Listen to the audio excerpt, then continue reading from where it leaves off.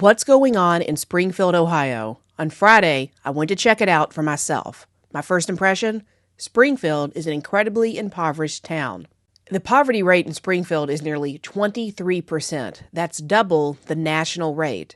The average household income is less than $45,000. And this tracks with what I saw when I was driving through the town. It's old with bumpy roads, dilapidated buildings, and rundown houses.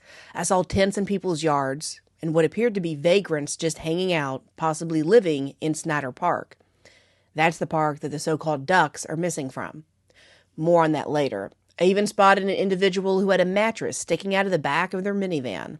It's the type of place I wouldn't want to spend a lot of time in, regardless of what else might be going on there. But this town was on the decline long before Trump said, "They're eating the dogs, the people that came in. They're eating the cats. They're eating the pets of the people that live there." And this is what's happening in our country, and it's a shame. Compared to national averages, Springfield is older, less educated, and whiter. In the 70s, the town had a population of more than 80,000 people. Today, the population is less than 60,000.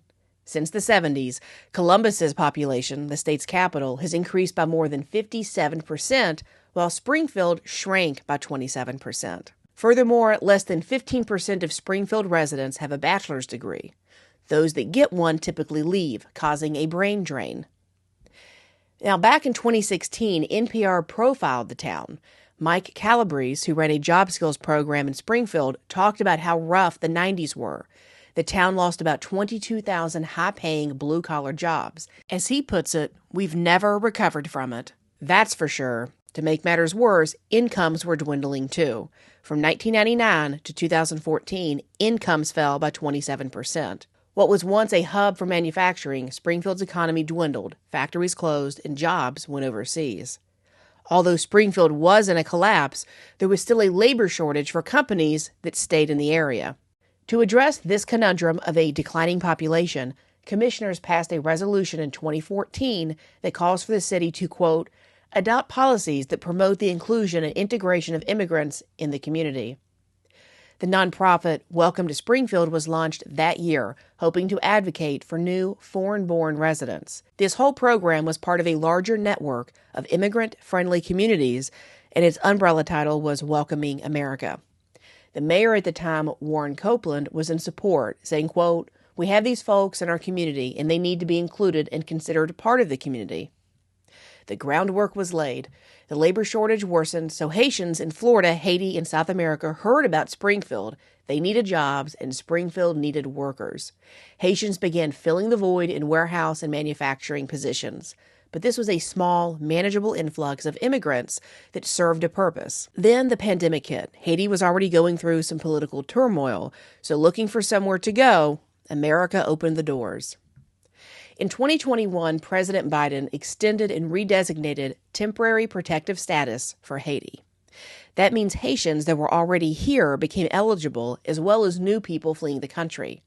Over the last 3 years, city officials estimate that between 12 and 20,000 Haitians migrated to Springfield. This year, President Biden extended that temporary protective status again.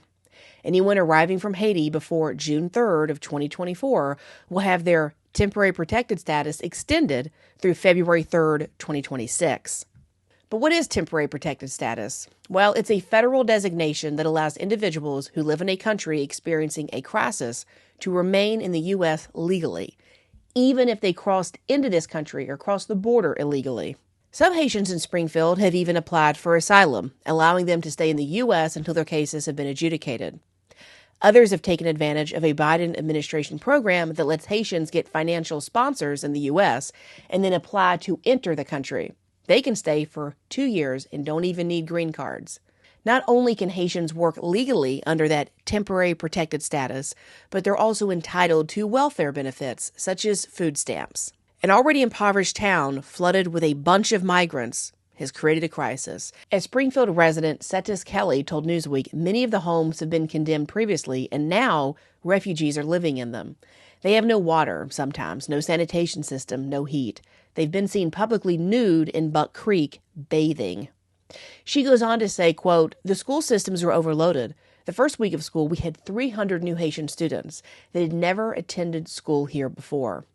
Last year, they were getting about 40 new kids per week at the school system, and it was costing approximately $10,000 per student per year to educate them.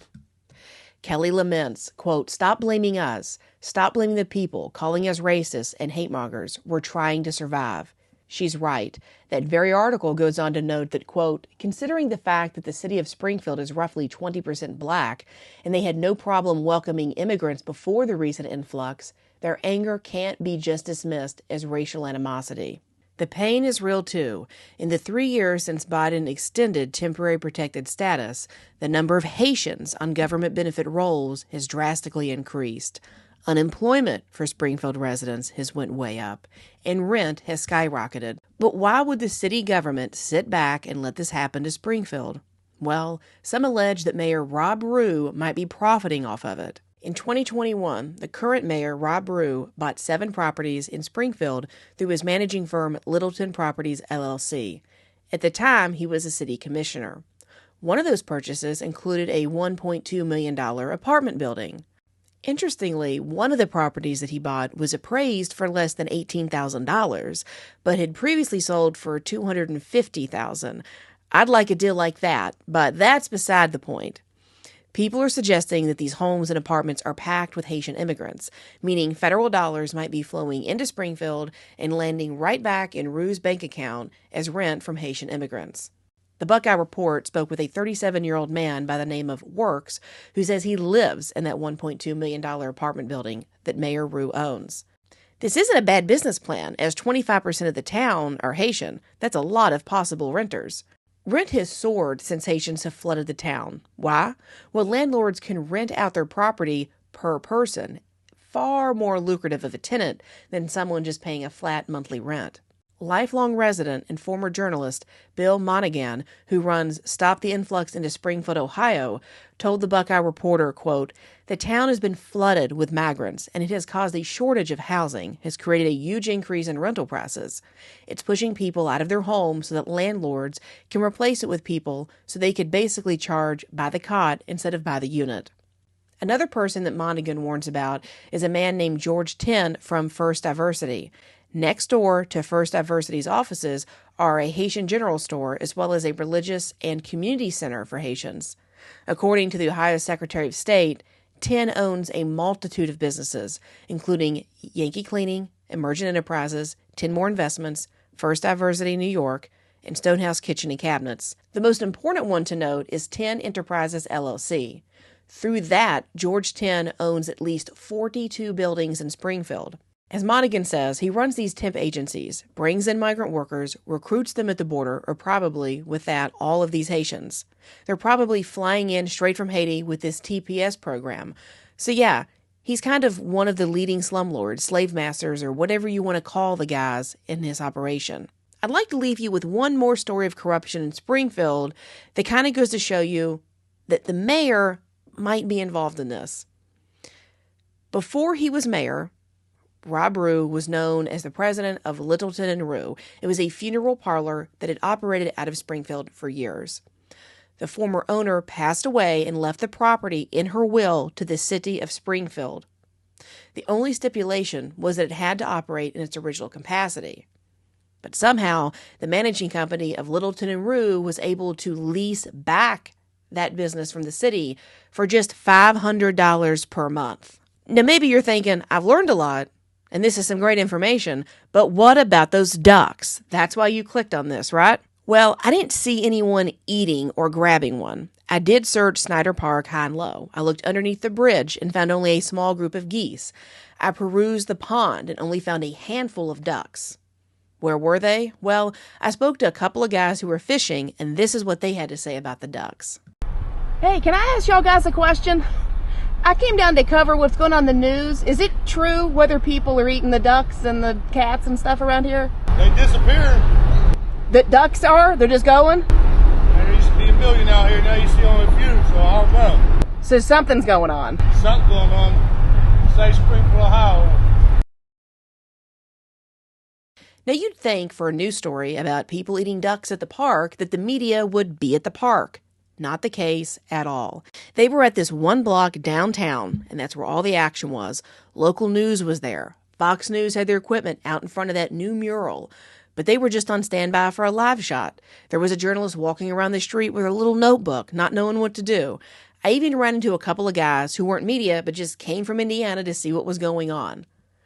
They were just roaming the streets, and they were going to go over to the fire department, but nobody was at the park.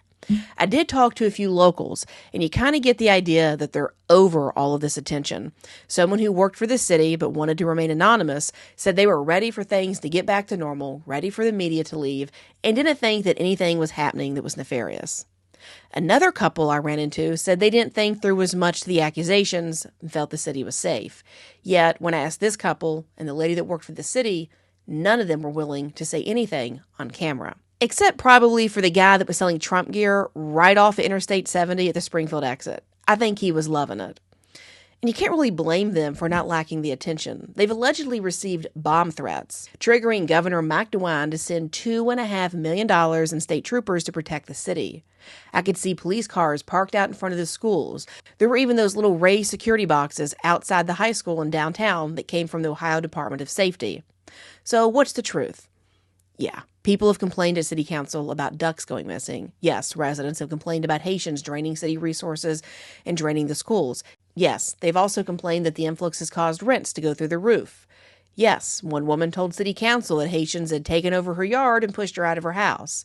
But did I see any duck barbecue going on? No. What I saw was a city in crisis, overwhelmed with poverty, and a brand new influx of immigrants who are overwhelming city services. Residents are a bit miffed that the media is here to gawk at them and use the town as a political football for the 2024 election.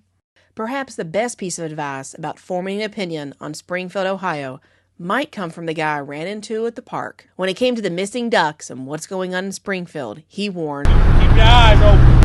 Keep your eyes open. Keep your eyes open. What do you think is happening? Let me know in the comments. Now that you know where we've been, find out where we're going. Tune in to Ladies Love Politics, where you can stay informed without going insane.